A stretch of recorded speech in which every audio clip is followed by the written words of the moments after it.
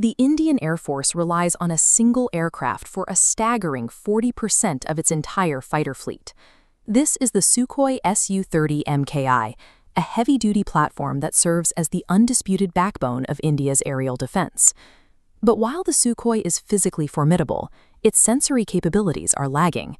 It currently relies on legacy Russian PESA radar, a passive electronically scanned array, which was designed for a previous era of aerial combat.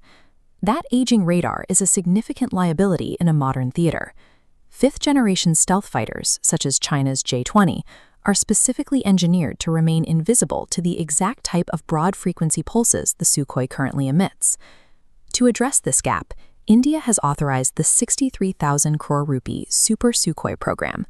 This initiative focuses on an immediate sensory overhaul for 84 of these jets, replacing their aging Russian internals with a modern domestic system. Upgrading the radar changes the jet's operational logic. It moves the Su-30 from a legacy mechanical scan to a high-fidelity sensory system, closing the technological gap between a 40-year-old airframe and the demands of modern contested airspace. The centerpiece of this upgrade is the indigenous Virupaksha AASA radar. Developed by DRDO, this system has cleared its first flight evaluation and is now transitioning to active flight trials. The engineering breakthrough lies inside the nose cone. The old centralized transmitter is gone, replaced by roughly 2,400 independent transmit and receive modules, manufactured from gallium nitride, or GaN.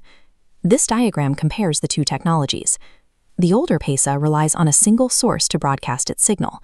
The Virupaksha's 2,400 GaN modules act as independent radars working in unison. Shifting frequencies instantly, the system simply reroutes its signal to bypass enemy jamming attempts.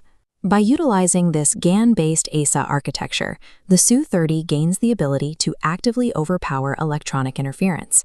It filters out the noise of a modern battlefield to find targets that were previously invisible.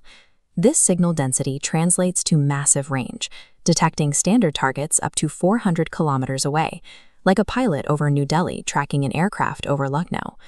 More importantly, it penetrates stealth profiles, tracking J-20 class stealth targets at distances of 200 kilometers. To handle complex engagements, the radar's processing core can monitor between 64 and 100 targets simultaneously, providing the pilot with a complete picture of the surrounding airspace. The system also increases the Sukhoi's lethality. The Virupaksha can lock onto and guide 6 separate missiles to 6 different targets at the exact same time. Despite this increase in power, the Virupaksha is half the weight of the radar it replaces. Reducing that mass in the nose of the aircraft improves the jet's center of gravity and overall flight agility. This specific combination, extreme range, stealth detection, and reduced weight, transforms the Su-30 into a platform that sees first and fires first. It provides the Sukhoi with the technical tools required to hunt modern stealth threats. Current timelines suggest that if the upcoming flight trials are successful, full integration into the Su-30 MKI fleet will begin in 2028. Strategically, the Virupaksha is significant because it is entirely homegrown.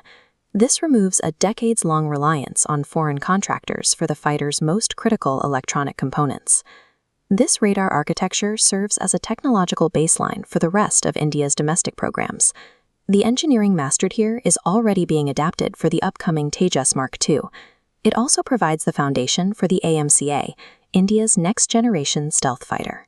The GaN technology being tested today will be the primary sensory network for the fleet of tomorrow.